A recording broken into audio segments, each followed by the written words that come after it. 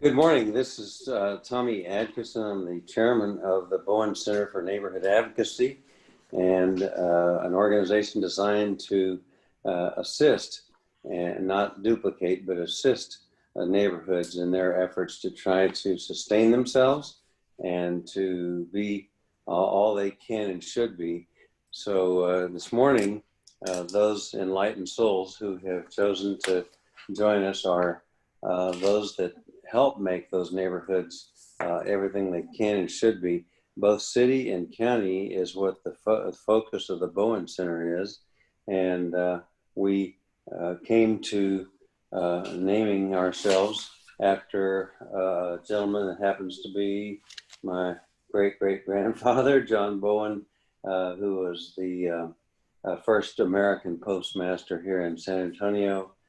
Served on the council, the city council, with Brian Callahan and Sam Maverick, and eventually, because of his support for the Union all through the Civil War, was appointed county commissioner, where he served for about a year and a half and then died. But today we hail those wonderful folks who are helping keep our neighborhoods up.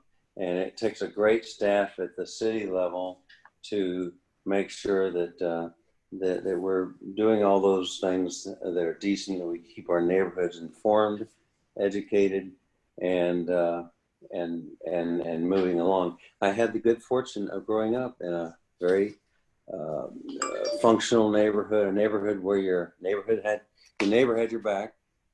You could borrow a cup of sugar from your neighbor and not have to wonder what was in it. It was just a lovely neighborhood, and there's so much to be said for having a good neighborhood, and that's what we're after here this morning. So with that being said, we are at And Noah, is Manny around? He is just having a little bit of technical difficulties. Okay. All right. Then he's actually here in the chat saying, Manny Pelayo is here. Can you see me? Mm-hmm. Okay. So I think he's in the attendees and maybe needs to be swapped out with the panelist. Okay, let's see. No, John. Is John around? Okay. Yes, I'm trying to get him into the panelists here. All righty. There he is. Hi guys, can you hear me now? We can hear you. Yes. Yeah. Who's this? Manny. Manny. This is Manny. Hi guys. Hey.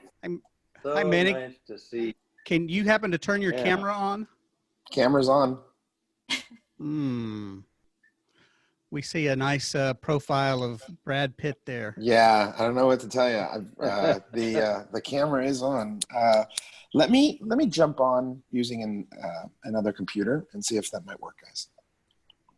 Okay. All right.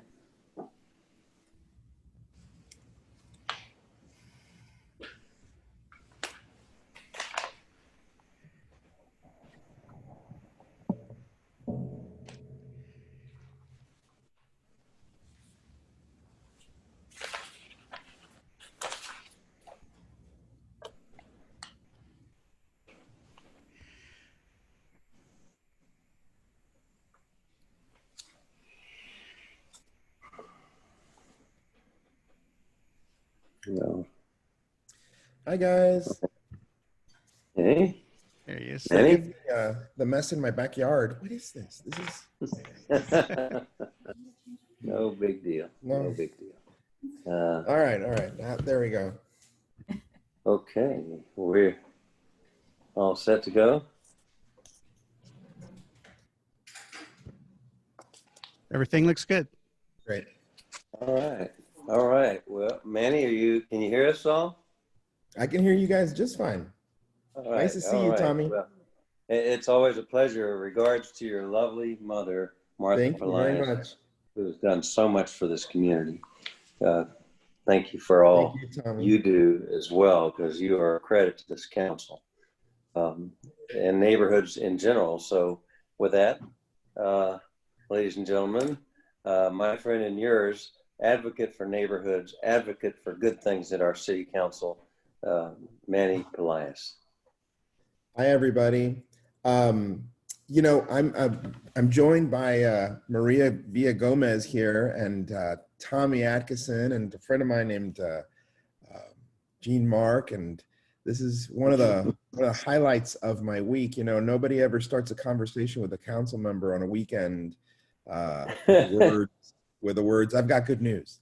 And usually when they call us on the weekend, it's because something terrible is happening. But in this instance, something good is happening. We're all coming together for that time of year again, where we talk about the roadmap for our future, right? And budgets are the roadmap for the city's future in a short-term way and in a long-term way.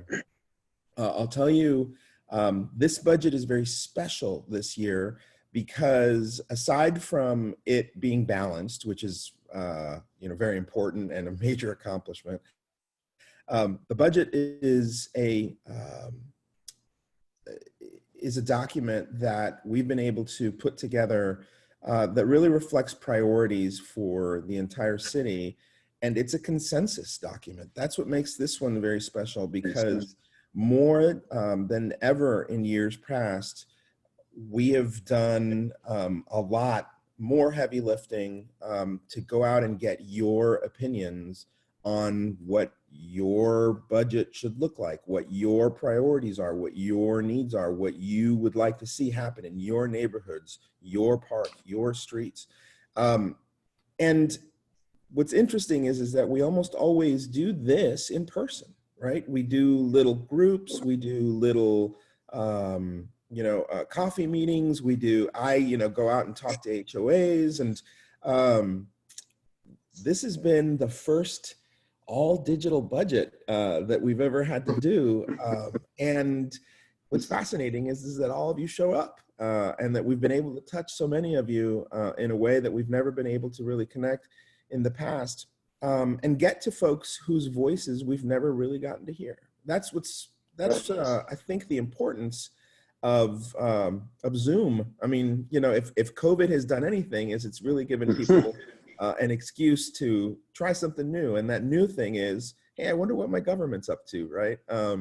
And that Bowen is innovating and is coming to the table by doing this. A digital Zoom town hall is very important. And thank you for the leadership at the Bowen Center to help us make this happen. Now, I do want to tell you, this budget is also special in that it's a resilience budget. Things have been tough. 2020, I got to tell you, 2020 is, on all of the years that I've been alive, this is one of the weirdest. And a lot of this has been the summer of discontent. This has been a very difficult pandemic. This has been, a summer of challenges economically, and it's the same goes for the city. And Maria is going to talk to y'all later about some budget shortfalls that we've had, and and some belt tightening that we've had to do because of the pandemic. And so we're going to have that conversation. But I do want to tell you that even though the pandemic has caused us to tighten our belt, essential services will continue to be delivered. But also there's some new things in this budget. Because of the pandemic, we were able to, with the help of my partners on the Intergovernmental Relations Committee, and Tommy, I remember when you were on the county commission, you and I would go to Washington, D.C. often, and we would go advocate together in Washington, D.C. for San Antonians' tax money to be returned to San Antonio in the form of grants and appropriations for roads and streets and different initiatives. Well, we were tremendously successful this year in doing that and in telling the San Antonio story. And we brought home I think, Maria, the number is in excess of $300 million. And Wow. so that we can pay for things like small business assistance, housing assistance, utility and rent assistance, to help out nonprofits, to help out our fire department and our police department, purchase equipment, and to help out Metro Health. And all of this help, of course, going towards the effort of meeting the pandemic challenge face on. San Antonio has never shied away from meeting a challenge, and we are not shying away from it this time. In fact, sometimes we even take on other people's challenges, as evidenced by the fact that there's 4,000 plus families in San Antonio right now who escaped Hurricane Laura. And I'll stop right now and I'll tell you that the lady who runs my office, Laura Garza, and she's the district director for District 8. She hates the name Hurricane Laura, and that's her new nickname in my office. But back to the point I'm trying to make here, and that is, we could not have done this without our partners, our delegates in DC, like Henry Cuellar, Congressman Castro, Congressman Lloyd Doggett, and we're not going to be able to do this in this next legislative session without our delegates like Phil Cortez, Ina Minjarez, Steve Allison. And so why I'm mentioning, and I'm going to end on this point, is that this year for 2020 and 2021, we are going to rely a lot on our federal and our state representatives to send our money back home so that we can continue to face this challenge, because it's not over.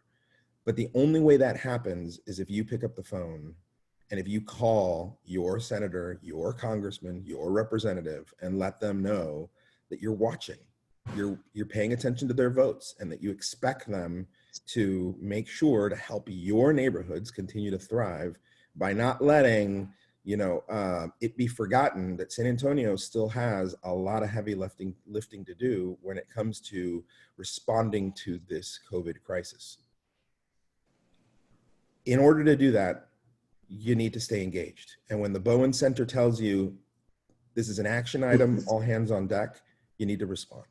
You need to show up. And it's really not that hard. If you can figure out how to program your DVR, or if you can figure out how to connect your new AirPods to your iPhone, or how to, figure out how to, get on a Zoom call, you can figure out how to get the contact information for your senator, your congressman, and your state rep. It's not that hard. And I think it's one of the most important obligations that we have as Americans, it's to engage. With that, I hand it back to one of my heroes and my mentors, Tommy Atkinson. God bless you guys. Oh, thank you, Manny. Thank you so much in regards to your wonderful mother, Thank you. Martha. Thank you. It is a real pleasure to introduce our keynote, our primary speaker here this morning. Maria Villagomez was appointed to be Deputy City Manager on March 1st of 2019. And as a member of the executive leadership team, she oversees the police department, fire department, and the Office of Management and Budget. She has spent over 20 years, as young as she looks, she's spent 20 years in municipal government and with the city of San Antonio. Prior to her appointment as deputy city manager, she served 3 years as an assistant city manager overseeing the departments of Parks and Recreation, Human Services, the Office of Management and Budget, and Office of Innovation, Equity Office, and the Immigration Liaison. She has brought much talent and much capacity to City Hall. I see where she is a CPA, and correct, and that's a very distinguishing accomplishment there, and has her BBA in accounting with the University of Texas at San Antonio. So, ladies and gentlemen, help me please welcome one of the great credits to the city of San Antonio's government, Miss Maria Villagomez. Thank you much. Good morning, and thank you so much for inviting me to this presentation to talk to you a little bit our City of San Antonio budget for fiscal year 2021.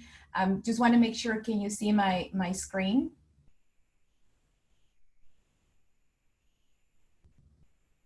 Okay. So let me start by telling you a little bit of our 2021 budget. The city manager presented the budget to the council on August the 6th. And our budget is balanced despite the economic uncertainty that we're facing due to COVID-19. The budget is slightly lower than the current fiscal year 2020 by $7.7 million. And that is no surprise, as a majority of our revenues have been impacted by COVID-19. We continue to be focused working for the community and the response to the virus, and also a recovery plan. We are making strategic investments in this budget related to public health, homeless, housing, and mental health, as well as continuing with our historic investments in streets and sidewalks.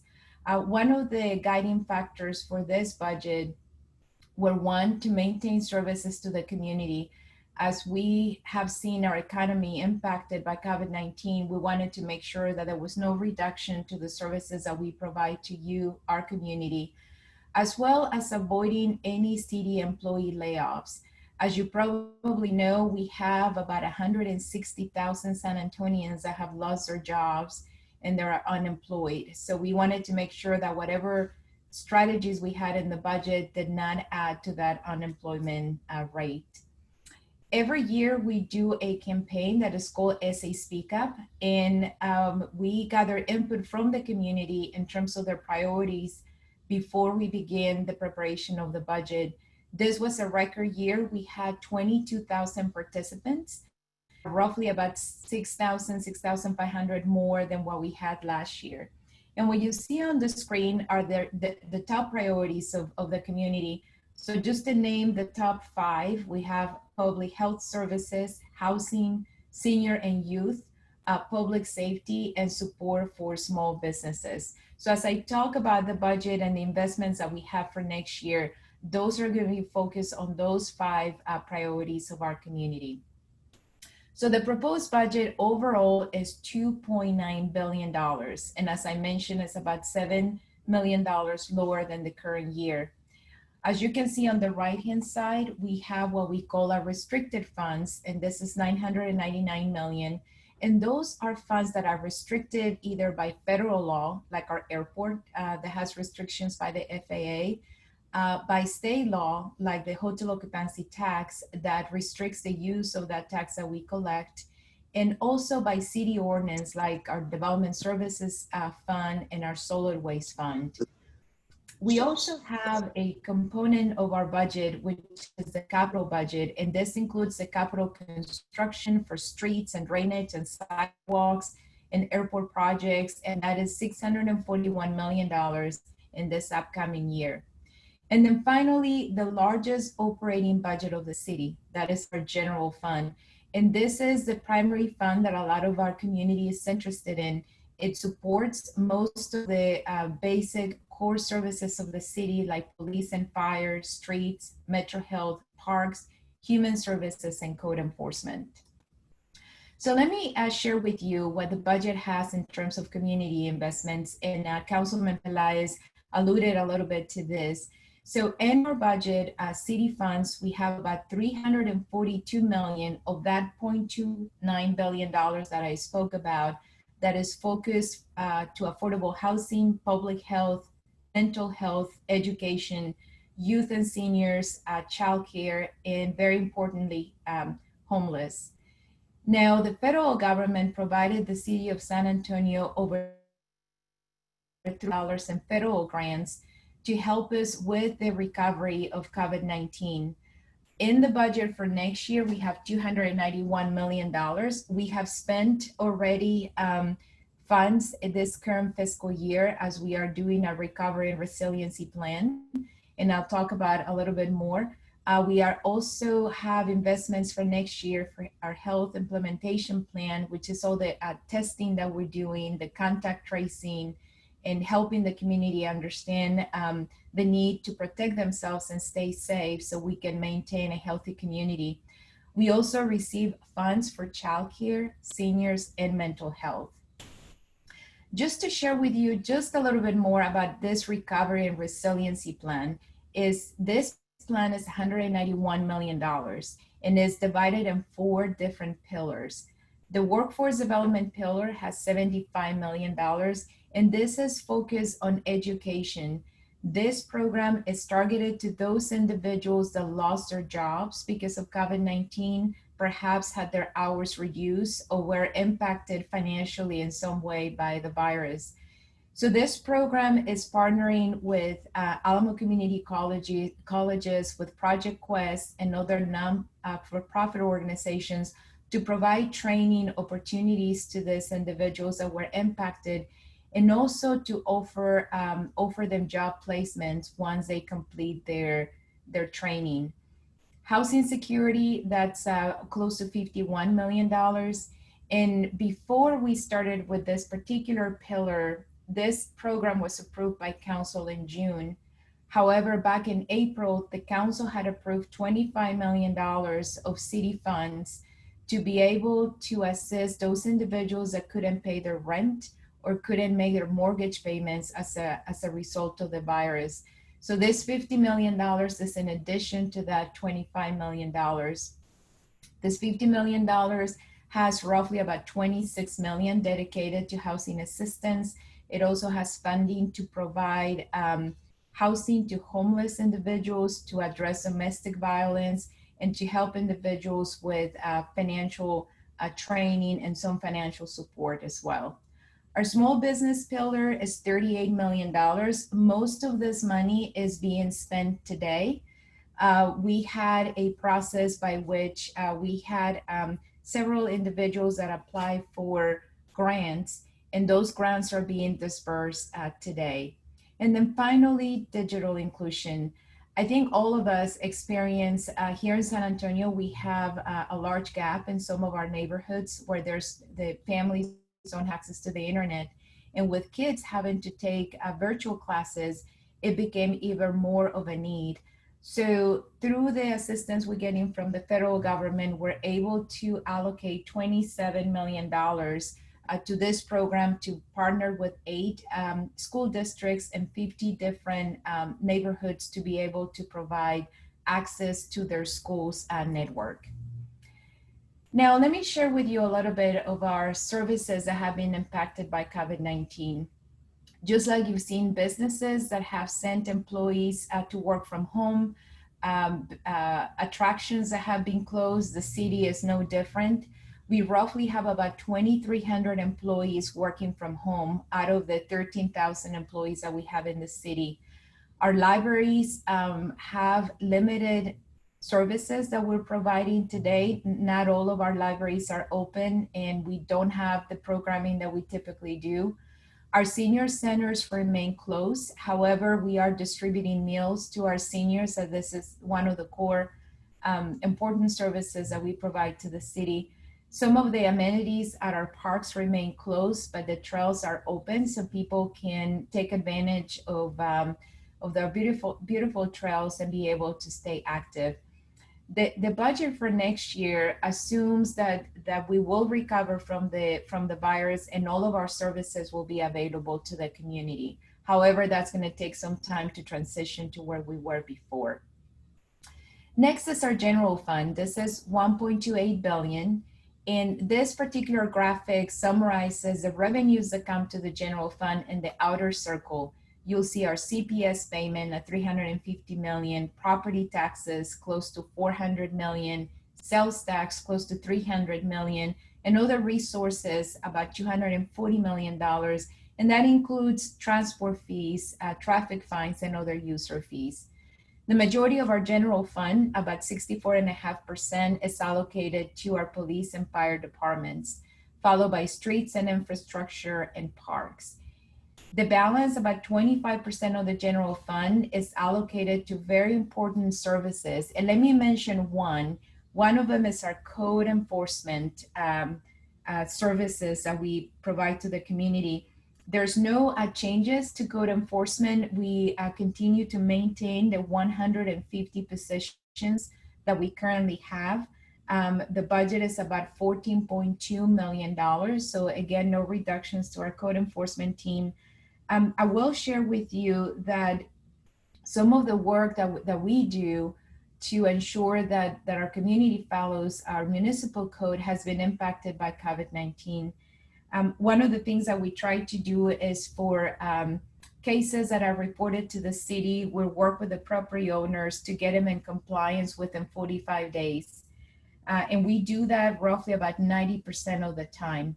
However, because of COVID-19 and the financial implications that has impacted some of our neighborhoods, that 90% compliance that we have achieved in the past is down to 83%. So we hope that as the economy continues to recover, and we'll continue to work with our neighborhoods to keep them within our code. However, the compliance has been a little bit more challenging because of COVID-19. So our total revenues in the city for 2021, we're estimating to collect about $127 million less than the current fiscal year overall. General fund, hotel occupancy tax, the airport.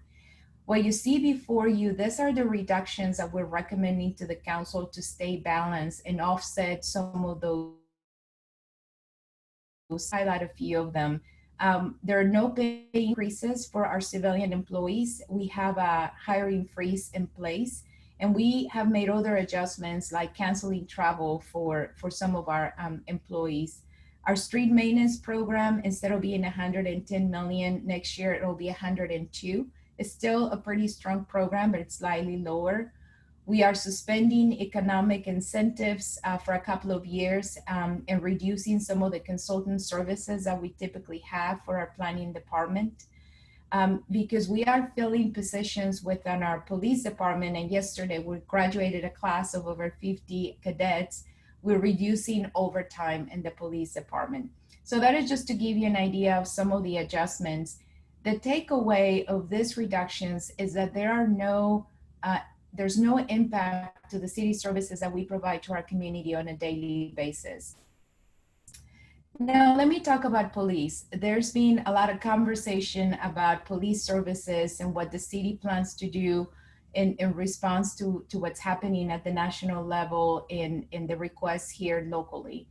What the city manager is proposing is to lay out a plan for the city council consideration. It's a 6-month plan where we would focus on foundational issues, that adjustments that we can make, like hiring and training and improving those processes, adding more transparency and providing more data to the community, reinforcing our community engagement strategies, ability.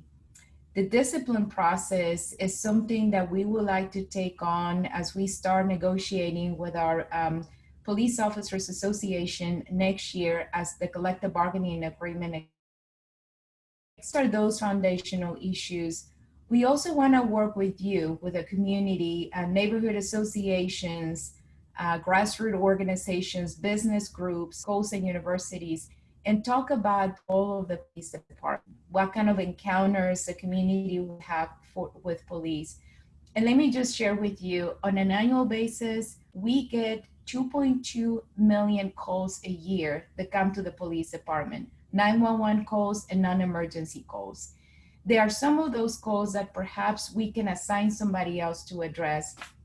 Just a very quick example, barking dogs. That is something that SAPD responds to. However, we could potentially move that to code enforcement or to animal care services. So that is a kind of review that we will be undertaking in the next few months. We also want to focus on 3 key areas to find response alternatives and identify funding, such as violence prevention, homelessness, and mental health. And I'll talk a little bit about more violence prevention. For mental health and homelessness, we would like to take a look at this goals and see if we can add a caseworker to those calls to assist the police department, or perhaps some of the calls don't require a police officer. So that review is estimated to be completed in April, so we can provide draft recommendations to the council by April of 2021. So violence prevention, this is one of the areas that we're focusing on this fiscal year. The total budget allocation is close to $9 million, and there's a new division that is being created within Metro Health to focus on gun violence, domestic violence, and child and youth violence. We're adding 16 new positions to our Stand Up SA, which is a prevention program for those individuals that have been involved in violence in the past. Our program today is on the east side. With this expansion, we're going to be able to move it to the west side. Transitioning positions from the department, from our crisis to move to Metro, to have a better coordinated approach to responding to violence. Mental health is another area that we are exploring. There's $6 million in the budget, and we want to be able to coordinate our mental health and drug treatment services. The City of San Antonio is not the only organization that provides these services. There are many non-for-profits and also the county. We want to work with SAPD and also with our homeless outreach programs that we're adding this next fiscal year, with the goal of providing better service to those individuals that have mental health issues and find themselves on the street. So in the area of homelessness, the budget has $30 million, and this includes investments in human services, the police department, and the fire department. We all have seen an increase of homeless across our city during this COVID-19 pandemic. Because of CDH regulations, we haven't done the outreach that we typically do to encampments and provide services to those individuals, as some of our shelters were not accepting new clients.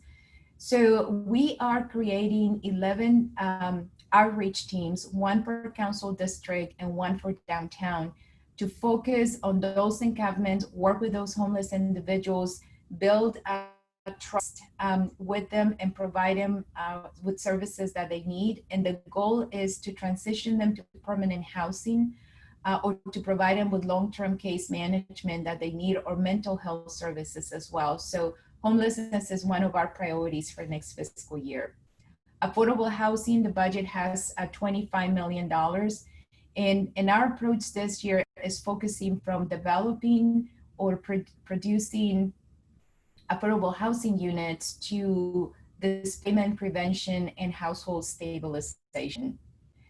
Streets and sidewalks, it continues to be a priority of our community. The budget has $102 million for streets, close to 1,300 projects that are going to be under construction across the city, and then $18 million for sidewalks, and this $18 million are handling new sidewalks as well as sidewalk repair.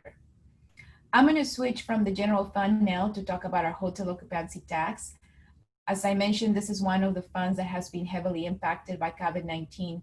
And let me call your attention to the adopted budget for 2020, where we were anticipating to collect $129 million from our hotel tax, the Alamo Dome, and the Convention Center.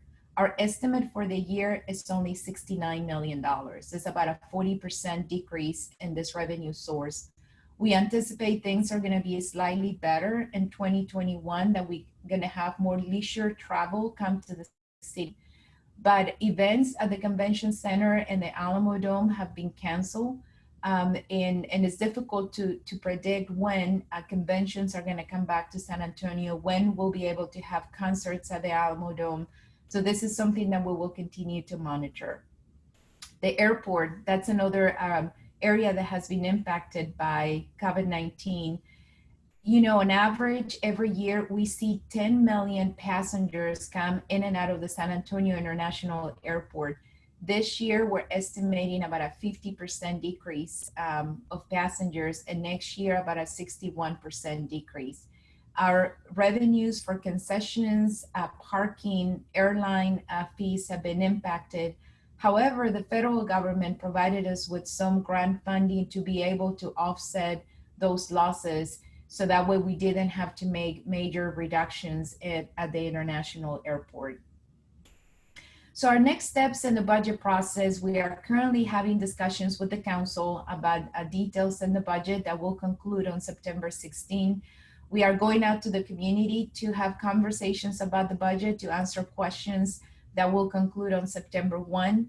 We have 2 public hearings. They're both are going to be virtual on September 2nd and the 10th. And finally, our budget is scheduled to be considered for adoption by the City Council on September 17. For those of you that are interested in learning more about the budget, you can visit our website. We have a lot of good information. And we also have a tool if you're interested in learning about the line item budgets for all the departments and all the funds of the city. That is our budget transparency tool. So in summary, economic uncertainty remains here in San Antonio due to COVID-19. We continue to do our due diligence and being good stewards of your dollars as we continue to manage the city of San Antonio in a very strong manner. We are focusing on the response to COVID-19 and the recovery process. As Manny mentioned, this is a very resilient budget that is focusing on making sure the community comes out stronger from this virus than where we were before. In the city of San Antonio, myself and the close to 40 departments that work for you every day, we continue to be committed to continuing to servicing the community and deliver those core services. And that concludes my presentation, and I'll be happy to answer any questions. Thank you.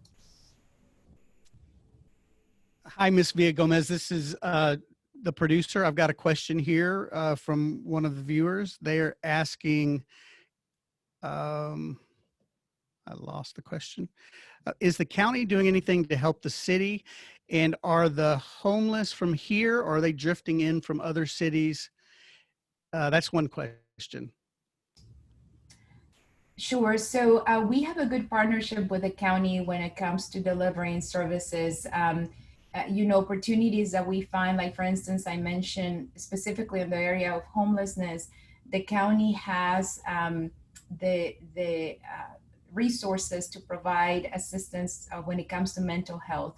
So one of our goals is to partner with the county to be able to address in a better coordinated fashion those mental health services that are needed in our community.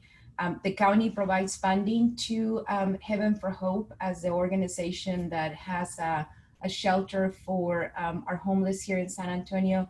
So every opportunity we get, we partner with the county. Most recently, as the evacuees came from East Texas looking for shelter, we partnered with the county as we open our Emergency Operations Center to coordinate that operation. So yes, to answer the question, we work closely with the county on those programs.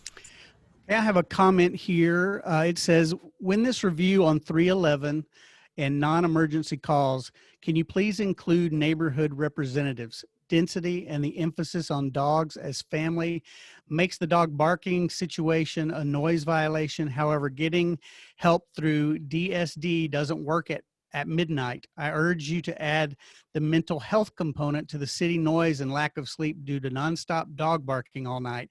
Having police take care of this problem at the time it occurs prevents violence and neighbors poisoning and killing. So thank you for that comment, and very well taken. Our goal is to engage neighborhood associations to participate in this process, and that's exactly what we want to hear. What are those encounters that the community expects to have with the police department before any decisions or recommendations are made? Thank you for that comment. next question here. Isn't the airport a standalone enterprise fund? It is. Our airport is an enterprise fund that is fully funded by the revenues that are operations. So any losses that they have to be offset by reductions to the airport operations. The federal government provided us with close to $45 million in funding, or I think it was close to 50 million in total, to help us offset some of the revenue losses that we experience at the airport.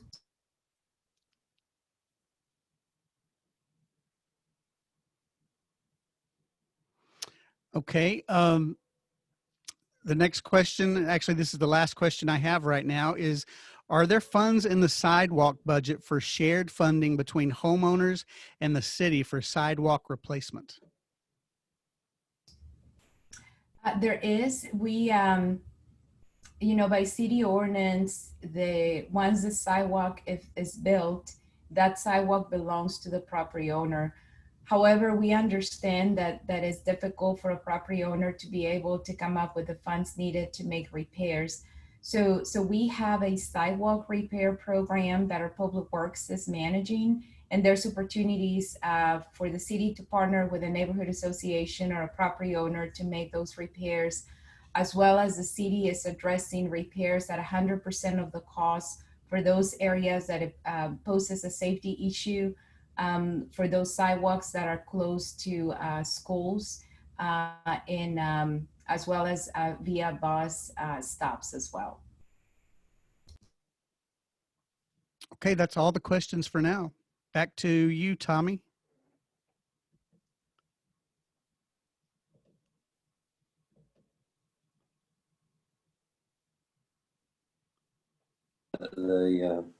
We have surveyed a pretty good chunk of the city's business with respect to neighborhoods. I'm glad to hear of the code enforcement emphasis that the city continues to give, and make sure that our neighborhoods are as gracious and as attractive, is the word I'm looking for, as they can be. People that come into a town need to see a wonderfully receptive neighborhood setting. So anyway, I appreciate the good work of Maria Villagomez, as well as Eric Walsh, who has been a wonderful credit to this community and has been an ardent supporter of all of the priorities of the council, as well as the priorities of neighborhoods. So I think Mark has a question. Okay. Yeah. Hello, everyone. This is Gene Mark. I'm a board member on the Bowen Center, and I wanted to just let you know that you're invited to visit our website, which is bowencentersa.org. And something you may find interesting, we have posted the video on the website. There's a button there from our neighborhood day, which was last month. And there's some very interesting sessions there. There was one on code enforcement, protesting property taxes, and one about neighborhood, from the Neighborhood and Housing Services Department. Also on our homepage in the lower right corner, there's a sign up, you might call it a sign up, what do you call it? Box, that's what it is. If you would like to sign up any of your neighbors to receive our announcements, and it's very easy to do. All it asks for is a name and then put in their email address. And we would like to expand our list of neighborhood leaders and volunteers, other than the officers necessarily. One more thing I'd like to mention is that the Bowen Center is a nonprofit, and we've come up with a way for you to donate without actually spending any of your own money. How many of you are ordering from Amazon? Well, Amazon has a charitable section called smile.amazon.com. And we're one of the nonprofits that's listed there. So the next time you're ordering from Amazon, if you put in first smile.amazon.com instead of just going to amazon.com, it'll ask you, well, what nonprofit would you like us to donate to? And sure enough, Amazon will donate a small percentage of each sale to the Bowen Center. And we actually have received a little bit from Amazon. And as we get more and more people doing that, we'll be able to increase that source of revenue. So please keep that in mind. Just give it a try, smile.amazon.com. And the deals are the same, everything's the same, but it cues them that you want to make that small percentage go to the Bowen Center. And we'll really appreciate that. Thank you. I'm going to turn it back over to Tommy. Okay, very good, ladies and gentlemen. Very good presentation and your good work for the city every day, and certainly want to be appreciative of the good work you and Eric Walsh and all of the city employees are performing for us. And I wanted to take this opportunity to thank our sponsors, of which we have Game Day Media, which is John Largent, and as well as other speakers and neighborhood leaders. Union Pacific, of course, has been very helpful to us, as well as Bear County and, of course, the city of San Antonio. So unless there's anything further for the good of the cause. Hi, Tommy. This is John. We did get 4 more questions or comments. Oh, great. Let's Before have we them. go for Ms. Villagomez, if that's okay. Okay. All right. One of the questions in the budget for seniors, is there a goal to include seniors in the digital divide, I think is what they were trying to say, or maybe dividend? Sure. I think it's perhaps questions about our digital inclusion pillar within the recovery plan. Right now, the plan is focusing on school children, as we want to make sure that they have access to their school networks and be able to handle access to their classes, etc. So this particular program is focused primarily on school children. There has been conversations about seniors, and that is something that is being discussed. But again, the program that I presented is for primarily for school children. Okay. Next question. Oh, I'm sorry. Go ahead, Gene. John, can I chime in on that about seniors? I wanted to mention there's an organization in town which is working specifically with seniors age 60 and above to provide free computer classes. The name of the organization is Senior Planet, and I've taken several of their lessons. It's really a good service. They do it on Zoom, and if you go to their website, seniorplanet.org, and I think you can go seniorplanet.org/San Antonio, and they'll have a list. They have classes practically every afternoon of different sorts. And in fact, that's how I learned quite a bit about Zoom, by taking their classes. Thank you. Okay. All Other right. questions? I've got another question. Has there been any talk of having a psychologist on staff for the police department and mental health workers? We actually have 3 psychologists in the police department, and they help with our recruitment unit as we are recruiting cadets to come into the San Antonio Police Department. They make an assessment through that process. They're also available to our police officers, as you can imagine, because of the kind of work that they do.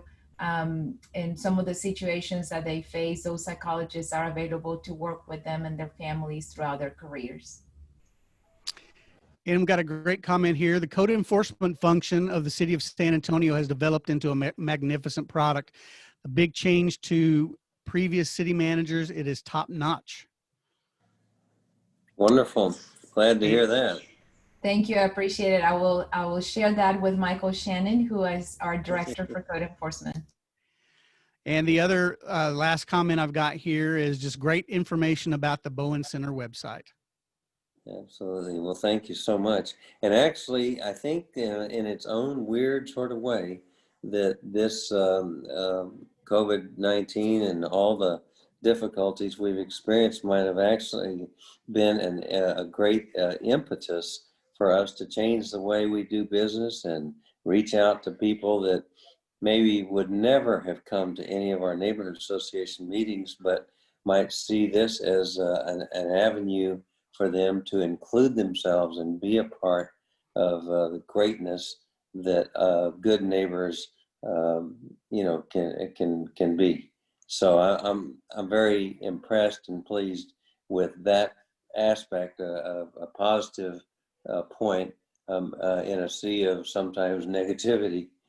We're very pleased to see the response. Anything further?